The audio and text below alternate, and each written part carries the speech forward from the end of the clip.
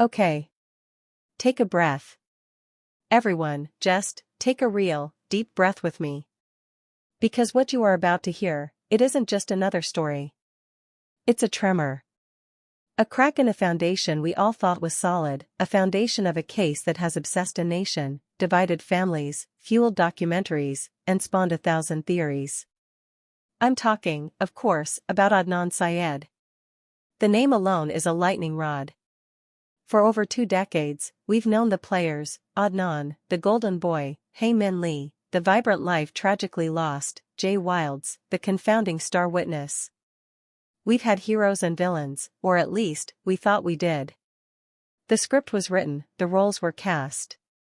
But today, that script is ash. Because a new name has exploded onto the scene, not from the past, but from the present, tearing open a narrative we thought was frozen in 1999. That name is Tigerlily Taylor. And as of approximately 4:30 p.m. yesterday, Tigerlily Taylor was arrested. And the charge? Intimidation of a witness. Or, more specifically, the attempted intimidation of Adnan Syed. Let me say that again for the world, and let the weight of it press down on you. Tigerlily Taylor was arrested for threatening Adnan Syed. Let that dichotomy spin in your mind for a second. Adnan, the man convicted of the murder of Hae Min Lee, whose conviction was later vacated, who walked out of court a free man, is now, in the eyes of the law, a victim. A victim needing protection from a threat so credible, so immediate, that it resulted in an arrest. That is the seismic shift. But it's only the crater. What's inside the crater is what will blow the entire history of this case into a million new, terrifying fragments. Because Adnan didn't just file a complaint. In the wake of this arrest, through his legal team, he has made a statement. A statement that contains a revelation so profound, so personally and legally cataclysmic, that it recontextualizes everything. Adnan Syed has revealed that Tigerlily Taylor was not just an activist, not just a true crime blogger, not just a passionate voice in the chaotic online chorus surrounding his case. Adnan Syed has revealed that Tigerlily Taylor was his secret lover. Let that settle. Let it unravel every assumption you've ever held. The passionate advocate, the woman who maybe believed in his innocence when the world called him a monster, the voice shouting into the digital void on his behalf, was, in fact, intimately, secretly, romantically involved with him. This isn't a theory from a Reddit thread. This is a formal, legal disclosure from Adnan Syed himself, made in the context of seeking a protective order. The advocate and the accused. The voice and the man she spoke for. They were a we. And if your mind is now screaming 100 questions, when? How? Why, trust me, you are not alone. My team and I have been piecing this together through every source, every contact, every fragile thread we can follow.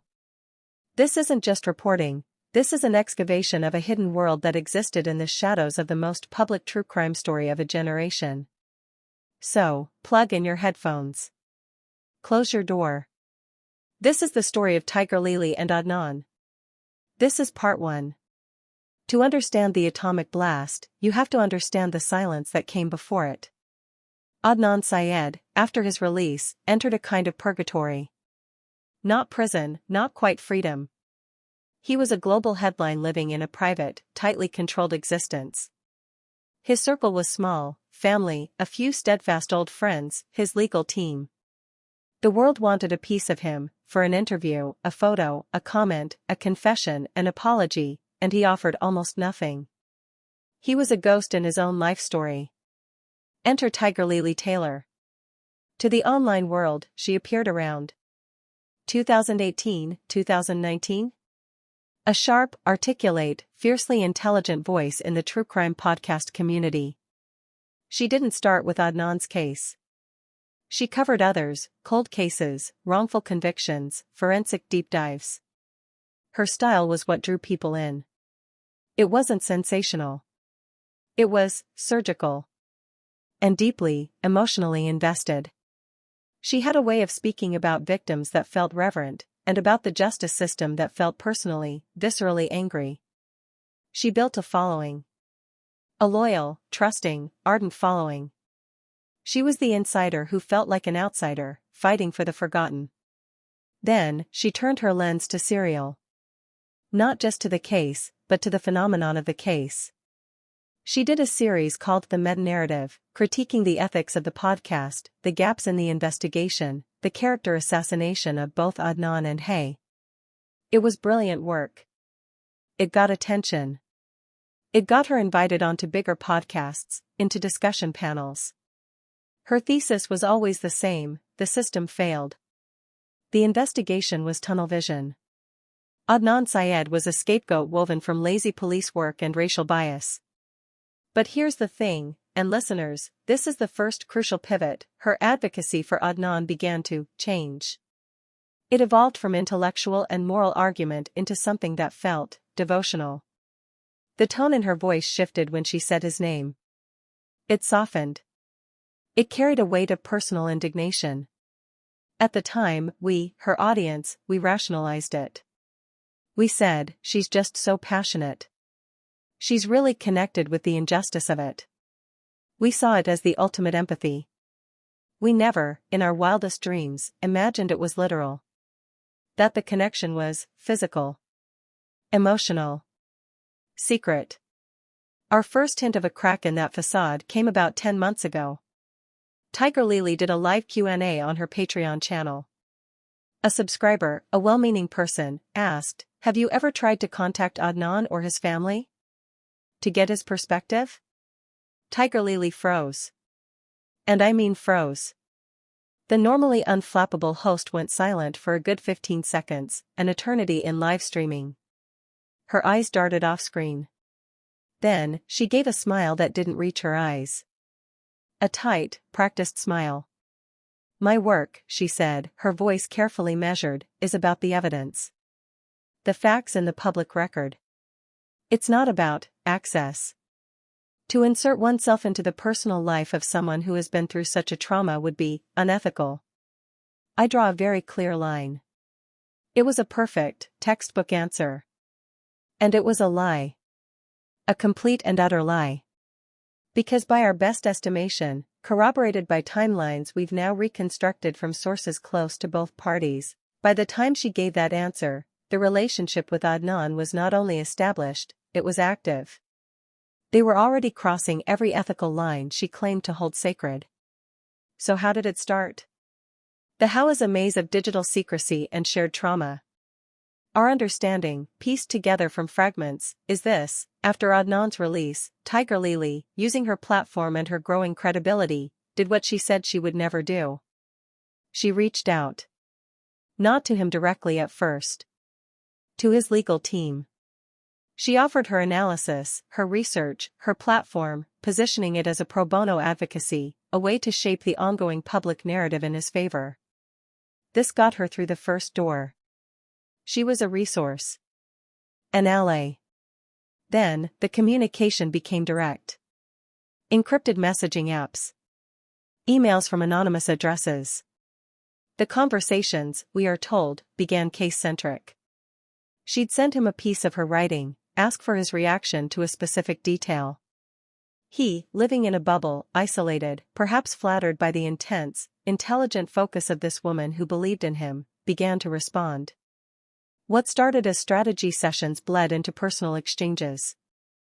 He was a man who had lost his youth, who was navigating a world that had radically changed.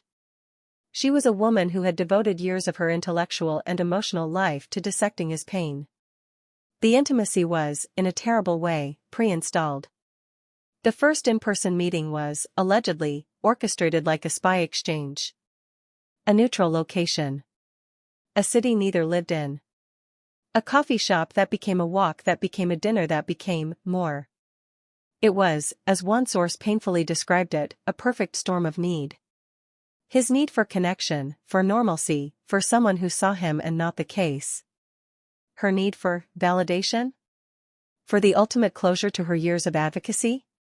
To touch the story she had been telling? It's impossible to know her heart. But the boundary evaporated. And so, a secret life was born. They had a system. Burner phones. prepaid credit cards for travel. They never met in each other's cities. It was always a third location, a rented cabin, a mid-range hotel in an anonymous suburb, a quiet beach town in the off-season. Tigerlily would tell her followers she was on a research trip or taking a personal break. Adnan would tell his family and lawyers he was visiting an old friend or just getting some space. They built a fragile, hidden world where Adnan Syed the symbol, and Tigerlily Taylor the commentator, didn't exist. There was just them. But you cannot build a house on a fault line. And the fault line here was titanic. It was the chasm between the private truth and her public persona. Imagine the psychological toll. For Tigerlily, every time she went on her podcast or her live streams and spoke about Adnan with that tone of principled detachment, she was living a double life of staggering proportions. She was analyzing crime scene photos by day and holding the subject of those photos by night. For Adnan, here was a woman who was both his lover and the archivist of his deepest trauma. She knew the details of the case against him better than he did. Where does the relationship end and the case begin? When you argue about where to get dinner, is it just about dinner, or is it a moment of normalcy clinging to the edge of an abyss? The pressure, according to our sources, began to show in Tigerlily. Her online content became more erratic. The calm, surgical analyst began to lash out. She started targeting specific individuals involved in the old case, not just criticizing, but harassing. She made veiled, ominous threats to online detractors. Her community, her beloved followers, began to fracture. Some were worried about her mental health. Others were put off by the aggression. The Tigerlily they knew was slipping away, replaced by someone angrier, more volatile, more desperate. And then, the catalyst. 3 weeks ago. Adnan, through his legal team, gave his first and only major televised interview since his release. It was a carefully managed, 2-hour sit-down with a respected journalist. In it, he was measured, calm, reflective. He spoke of his grief for Hay, his lost years, his hope for the future. He was asked about the online communities that supported him. He gave a generic, polite answer, "I'm grateful for anyone who seeks the truth. But my focus is on the present, on living quietly." He never mentioned Tigerlily Taylor. He didn't thank her by name. He didn't acknowledge her specific work. To the public, it was a non-mention. To Tigerlily, sitting in her apartment, watching the man she loved, the man she had risked her career, her credibility, her entire identity for, utterly fail to acknowledge her existence, it was annihilation. It was the final, brutal proof that in his present, in his quiet life, she had no place. She was part of the circus he was leaving behind. The secret was to be kept, forever. Her monumental advocacy, her hidden love, was to be erased. That's when the text started. The phone calls.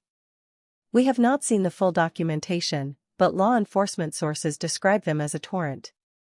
Initially, pleading. "How could you do this? After everything I've done for you?"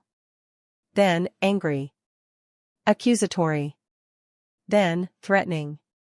The specific threat that triggered the arrest is, according to the warrant, a voicemail left late at night.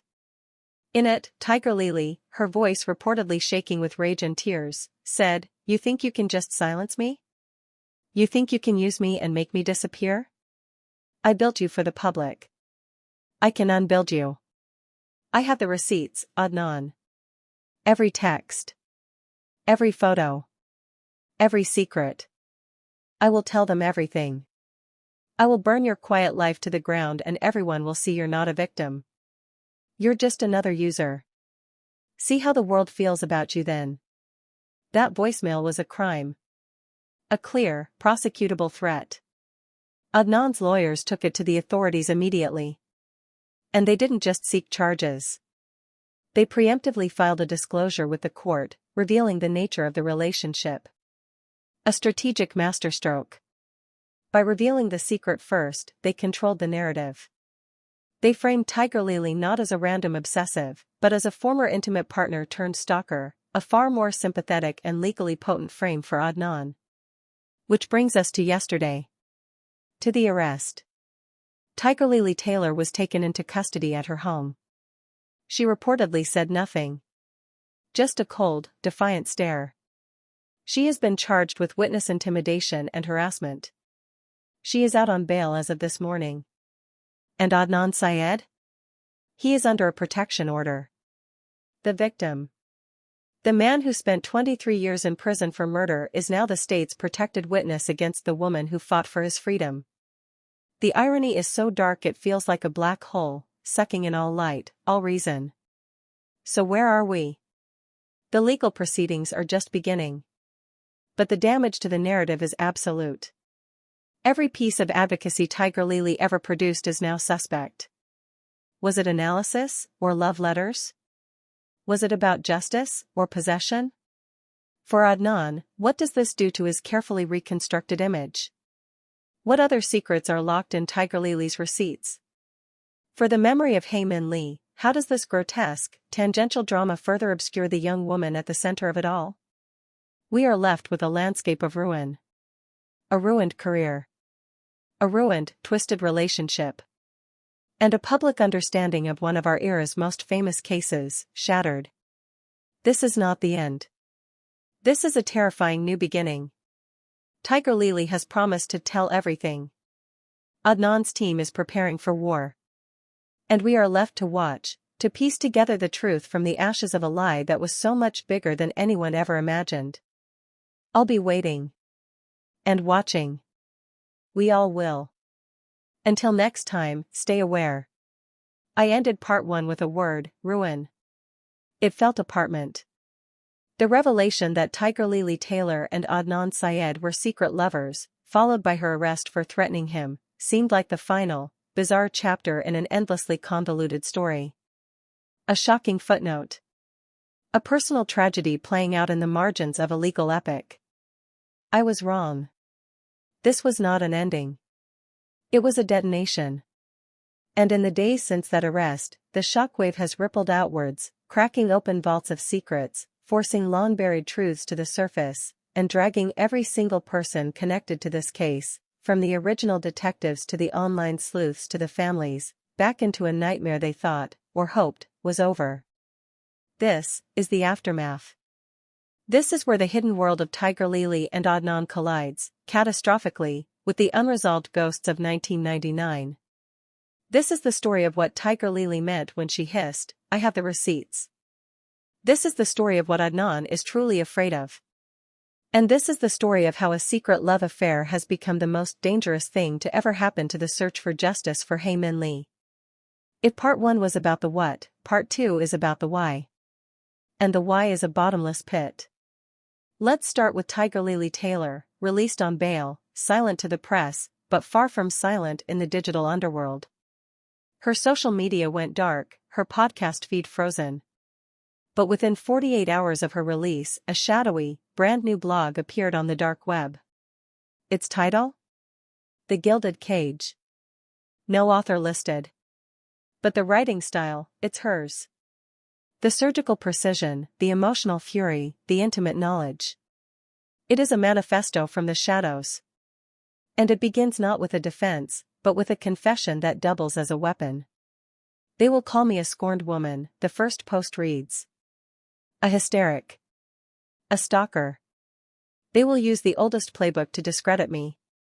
Let them. Because this was never about love. It was about truth. And the truth is a bleeding, ugly thing that Adnan Syed and his handlers have spent a fortune and a lifetime to bandage and bury. I played a role. I entered the gilded cage of his narrative. I did it to see what was inside. And what I found was not an innocent man. What I found was a master storyteller, and I was his most devoted audience. Until the story changed. She doesn't deny the relationship. She weaponizes it. She frames it as a deep-cover investigation, a sacrifice of her own ethics to get closer to a truth the courts and the podcasts had failed to uncover. She claims she began to suspect Adnan was performing his innocence for her, that the quiet, reflective, wounded man was a character. The trigger, she writes, was the small inconsistencies. The way his detailed, emotional recollection of certain events from 1999 would shift, ever so slightly, when he was tired or off guard. The way he'd deflect certain questions about that day with a sudden, intense physical affection. The way he spoke about Hay, she claims, carried a possessive, angry edge that never made it into his public statements. He called her stubborn in a whisper that was pure venom, one post alleges. He said, she always thought she knew better. It was a flash, gone in an instant, replaced by the practiced grief. But I saw it. And once I saw it, I couldn't stop seeing. Then, she drops the first of her receipts. It's not a text or a photo. It's an audio file. A scratchy, muffled, clearly secret recording. The timestamp is from 8 months ago. The location, presumably, is a rented cabin. On it, 2 voices, Adnan's and Tigerlily's. They are arguing. Not about the case directly, but about a person. Don. Hay's ex-boyfriend before Adnan, a man who was briefly considered and cleared in the original investigation. Tigerlily, on recording, but Don had an alibi. It was verified. Adnan, voice tired, irritated, verified. Right. By his manager, who was also his, whatever. It was flimsy. Everyone knows it was flimsy. Tigerlily, the police looked at it. The podcast looked at it. It held up. Adnan sad face, a sharp, bitter laugh, the police. The podcast. What do they know? They weren't there. They didn't know him. The guy was obsessed with her. He called her, 20 times the night before? That's not normal. Tigerlily, you called her too. Everyone called everyone. It was 1999. Adnan's sad face voice drops, becomes low, intense, it's not the same. You don't understand. He had a temper. I saw it. He didn't like that she moved on. He couldn't handle that she was with me. The recording cuts off. But the implication is seismic. Here is Adnan, in private, not sticking to the script of generic innocence or focusing on Jay's inconsistencies. Here he is, actively, personally trying to steer suspicion back onto Don, a man whose alibi has been scrutinized and stood for decades. It's not illegal. It's not a confession. But it is a shocking glimpse into a private narrative that contradicts his public one of total detachment from pointing fingers. It shows a mind still deeply engaged in crafting an alternative theory, and a willingness to share that theory with his lover advocate. Tigerlily's commentary below the audio is icy. This is the mind of a man who is not at peace. This is the mind of a strategist. He wasn't sharing a memory, he was planting a seed. With me. His most powerful amplifier. The blog exploded. The true crime world fractured into 1,000 screaming factions. Adnan's legal team went into overdrive, calling the recording a malicious, illegal wiretap, taken out of context, part of a campaign of harassment. They filed additional motions to have all such materials sealed. But the genie was out of the bottle. And Tigerlily was just getting started. Her next post was titled "The Third Phone." In it, she made an allegation so specific it sent a chill through everyone who ever followed the case. She claimed that during their relationship, Adnan confessed to her, in a moment of what he called guilty vulnerability, that there was a detail about the day of Hay's disappearance he had never told anyone, not even his original attorney, Cristina Gutierrez. He told Tigerlily that yes, he had asked Hay for a ride after school. And yes, she had agreed. But he claims he never got in the car. Why? Because as he was walking to the parking lot, he saw Hay arguing with someone else. Not Jay. A third person. A person he vaguely recognized but couldn't name. This argument, he said, looked intense. He said Hay seemed upset. He claimed he felt a spike of jealousy and anger, turned around, and walked away. He never got the ride. He never saw her again. He told Tigerlily this story late one night, presenting it as his deepest, most shameful secret, that he abandoned his ex-girlfriend in a moment of distress because of petty jealousy, and that guilt had haunted him for years, mixing toxically with the guilt of being accused of her murder. But Tigerlily, the analyst, didn't hear a confession of emotional guilt. She heard a forensically convenient story. It's the perfect seed, she writes. It explains the ride request, the single most damning piece of evidence against him, while introducing a mysterious third party. It paints him as flawed, jealous, but ultimately not a murderer. It's a story tailor-made for a future appeal, or a future documentary. And he was testing it on me. Gauging my reaction. Seeing if it was believable. She alleges she later pressed him for details about this mysterious person. His descriptions were always fuzzy, shifting. Maybe it was someone from the auto shop? Maybe it was a friend of her cousin's? The story, to her, felt manufactured. A narrative escape hatch being slowly constructed. Then, she produces her second receipt. A series of text message screenshots. In them, Tigerlily is pushing Adnan to go public with this third-person story. Adnan's replies are panicked, evasive. Tigerlily, this changes everything. It's your memory. You have to tell your lawyers. Adnan, I can't. It's too vague. It sounds like I'm making it up. Tigerlily, it sounds like the truth. The messy, human truth they've never had. Adnan, you don't understand. It will open everything up again. The police, the media. They'll tear it apart. They'll say I'm lying. Tigerlily, isn't that what they're already saying? Give them a reason to look elsewhere. Adnan, no. It's too risky. Forget I said anything. Please. Promise me you won't say anything. The texts end there. Tigerlily's point is brutal. Here is a man with a piece of information that could theoretically help his case, and his instinct is to suppress it. Not because it's false, but because he is a master of control. He controls the narrative, or he says nothing. The third phone wasn't a cell tower. It was a third person in a story he couldn't quite control. So he shelved it. Until he thought he could use it. The reaction from the legal community was swift and fierce. Adnan's current lead attorney, in a fiery press conference, stated, "This is grotesque. Ms. Taylor is now engaging in the worst kind of fabricated, tabloid-level speculation, mixed with stolen private communications, to punish Mr. Syed for ending their relationship. This third-person story is a complete fiction, one she is likely concocting herself. Mr. Syed has never wavered in his account that he did not get a ride from Hae Min Lee. We are exploring every legal avenue, including defamation, against this dangerous and unethical campaign." But the damage was done. A seed of profound doubt had been planted, not about Adnan's guilt, but about his fundamental truthfulness. The golden boy image, carefully polished since his release, was now tarnished with the patina of a possible manipulator. And then, Tigerlily turned her gaze outward.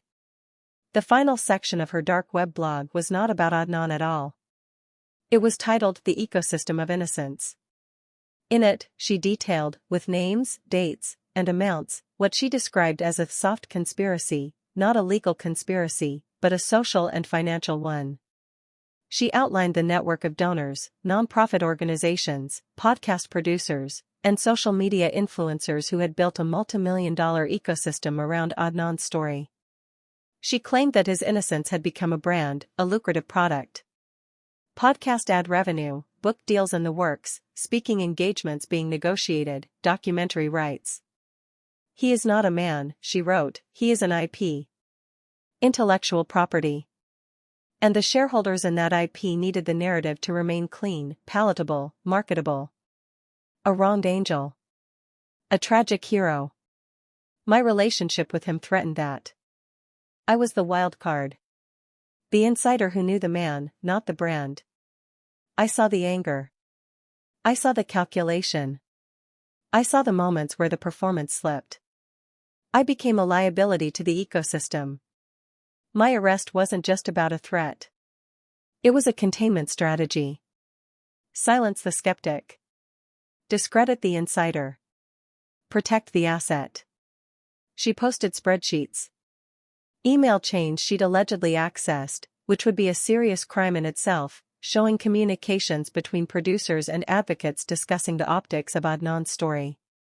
A chilling excerpt from an email from a documentary producer: "The Don angle is a dead end, forensically and narratively. It muddies the clear hero/villain dynamic we have with Jay and the police. Adnan needs to stay focused on his own experience, not point fingers." Her accusation was clear: Adnan Syed's fight for freedom had been subtly, professionally managed into a marketable story of innocence, and any complexity, like his private suspicions or his human flaws, was being scrubbed away for public consumption. And she, Tigerlily, had been part of that machine, until she fell in love with the subject and saw the wires behind the mask. This was the nuclear option. She wasn't just attacking Adnan, she was attacking the entire support structure that had buoyed him. She was calling them all enablers of a lie, or at least, of a profound, profitable naivete. The fallout was immediate and ugly. Key advocates began issuing statements distancing themselves. Donations to related legal funds slowed. Podcasters who had championed Adnan were now facing a barrage of questions from their own audiences. The unified front of the "Adnan is innocent" community shattered into pieces, consumed by infighting and suspicion. And in the center of the storm, two families were being re-traumatized. The Lee family's spokesperson issued a brief, agonized statement: "For over 2 decades, our family has sought only one thing: justice and peace for Hay. This grotesque spectacle, these personal scandals and accusations, only serve to further obscure our daughter's memory and the facts of her murder. We plead for the focus to return to Hay and to the evidence, not to these painful, self-serving distractions." Adnan's family remained silent, reportedly devastated, their private shame now global news. And then, the knock on the door. The Baltimore City State's Attorney's Office, under immense public pressure and facing a media cyclone, announced it was reviewing new information that had come to light regarding the Syed case. They did not specify the information. They did not name Tigerlily Taylor. But the timeline was obvious. Sources inside the office tell us that the third-person story, however dubious its source, however wrapped in scandal, could not be ignored.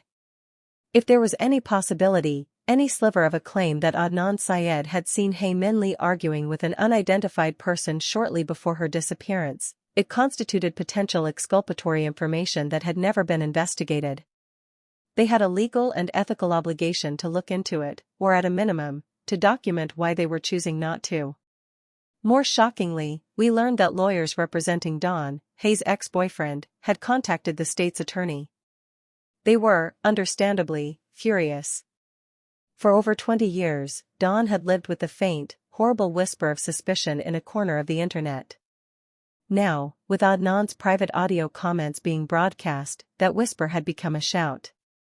Don was demanding a formal, public reaffirmation of his alibi and, reportedly, considering legal action against both Tigerlily Taylor and Adnan Syed for defamation. The cold case was now scalding hot, not with new forensic evidence, but with the toxic spill of a ruined relationship.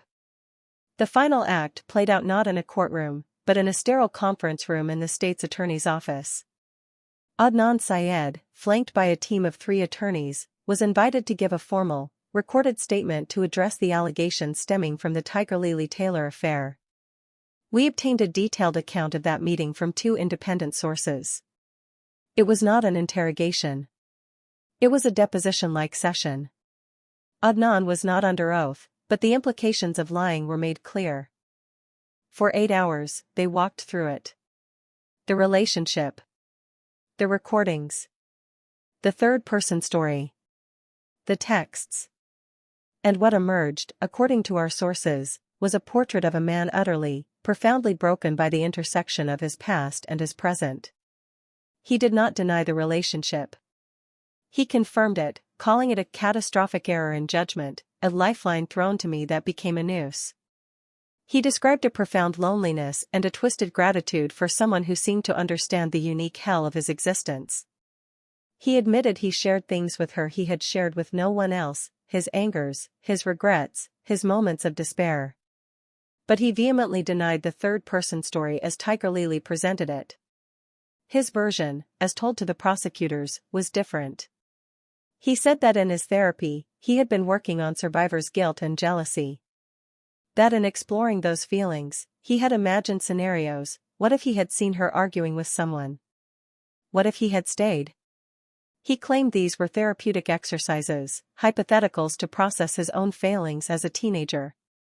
He said he shared these raw, unformed thoughts with Tigerlily in a moment of extreme vulnerability, and she had weaponized them, stitching them into a false memory.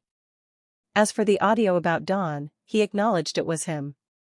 He said it was the voice of an old, bitter jealousy resurfacing, a poisonous thought, not an evidentiary claim. He expressed deep regret for those private words, stating they did not reflect his true beliefs and that he had never sought to publicly accuse Dawn. It was a performance of devastating, complex humanity. Flawed, contradictory, angry, remorseful. A man trying to separate his private, tortured psyche from the public facts of a murder case. The prosecutors listened. They took notes. They had no easy answers. Because here was the insoluble problem: there were now two competing narratives, both coming from deeply compromised sources.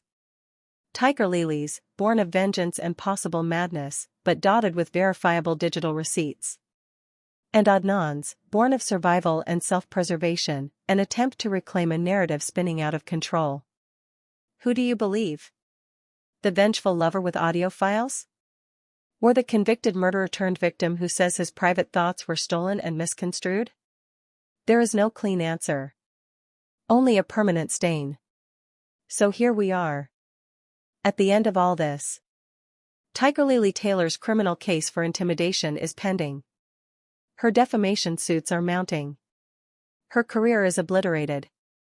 She is a ghost in the machine she helped build, screaming from the dark web. Adnan Syed remains free, but his freedom is now of a different kind. He is free from prison walls, but imprisoned in a new narrative of his own making, one of manipulation, secret lives, and private angers. The unquestioning support has evaporated. He is alone in a way he perhaps never was, even in his cell. The Lee family has been forced, once again, to see their daughter's murder become a backdrop for a sordid, modern-day soap opera. The justice system is left blinking in the glare, holding a bag of hot, radioactive secrets that are more about human nature than criminal evidence. And Hae Min Lee? She is still gone. The vibrant, beloved, real young woman at the center of this universe of pain. In all this noise, the podcasts, the blogs, the secret recordings, the threatened lawsuits, the toxic love affair, we have, again, lost sight of her. That is the greatest tragedy of all. This story was never really about Adnan and Tigerlily. It was about how our hunger for narrative, for mystery, for heroes and villains, can consume everything in its path. It was about how a single, terrible act of violence can spawn endless, cascading acts of lesser violence, of betrayal, of manipulation, of exploitation, until the original act is almost buried beneath them. We wanted a simple story. Innocent or guilty. We got a hall of mirrors. We wanted truth. We got two competing, equally believable lies. We wanted justice. We got a spectacle. The tape has run out. There is no satisfying click at the end. Just the silent, echoing hum of a question that may now never be answered. Who was Adnan Syed, really? And does anyone, including himself, even know anymore? I have been your host, guiding you through this darkness. I don't have a conclusion. I only have a warning. Be careful of the stories you cling to. Be careful of the voices you trust. And never, ever forget the name that started it all, the name that should always be at the center of the frame, but so often gets pushed to the edge, Hae Min Lee. Remember her.